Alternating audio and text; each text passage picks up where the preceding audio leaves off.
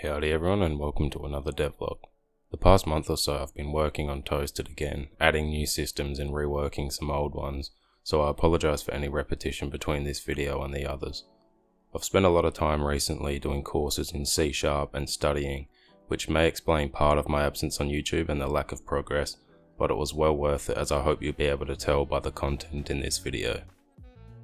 Before I start, I just wanted to point out that I've been mainly working on the logic and making it easy to add visuals at a later stage, but for now you'll see a lot of stuff just disappearing with no visual effects.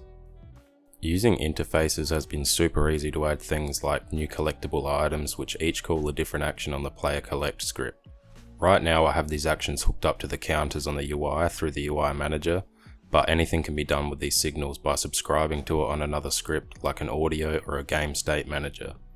There are 3 collectibles in the game at the moment. Pieces of toast, which are the standard collectible in the game and function similar to the coins in 3D Mario games. There's keys, which are similar to the small keys in the Legend of Zelda titles, which can be used once to open a locked door. The larger golden toast will function as the final goal of most levels, either as a reward for defeating a boss or solving the puzzles. Think the stars from Mario 64 or Sunshine.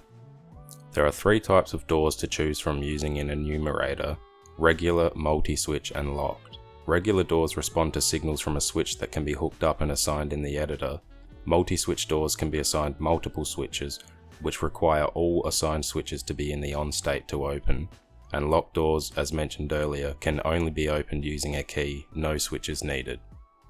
The switches themselves can be interacted with by pressing the interact button when close enough or by shooting it with your toast.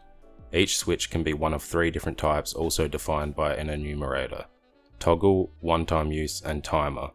Toggle switches can be toggled on or off by interacting with them. One-time switches cannot be turned off once turned on, they remain on for the rest of the game. And timer switches which will automatically turn off after a time limit which can be adjusted in the inspector. With this current system, this is how easy it is to add new doors and switches to a scene. I drag and drop a switch and a door prefab into the scene and position them. Select the door and the switch type, and then connect the switch to the door, and that's done.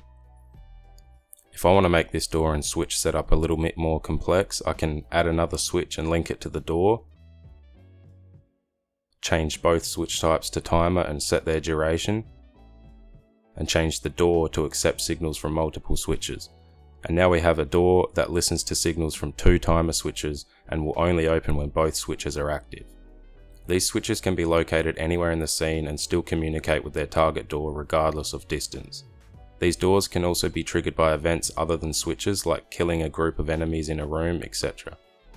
There are now simple breakable boxes, just cubes that get destroyed on contact with a player attack, which have a 50% chance of spawning a piece of toast when broken.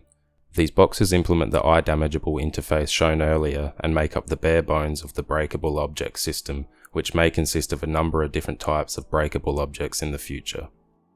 With moving platforms, I've split their functionality up into 3 parts for now: parenting, which makes the player stick to the platform's movement as well as its rotation. There can be any number of platforms waypoints and they can be positioned anywhere. The platform will just bounce between them in order. I also plan on adding platforms that will fall out from underneath the player when stepped on. I've gotten rid of the original player health script in favour of a more modular health system, which new instances can be made of on each enemy or building that might require health. This is a very simple system that uses actions to keep the code clean while maintaining communication to scripts that need it. At this moment I don't need much more than a heal, take damage and die method, but I can easily add more in the future. The past week or 2 I've been using ChatGPT a lot to help me learn foreign concepts in C# and Unity. It's helped me understand things that I didn't quite understand before, like anonymous functions, abstract classes and methods, value and reference types.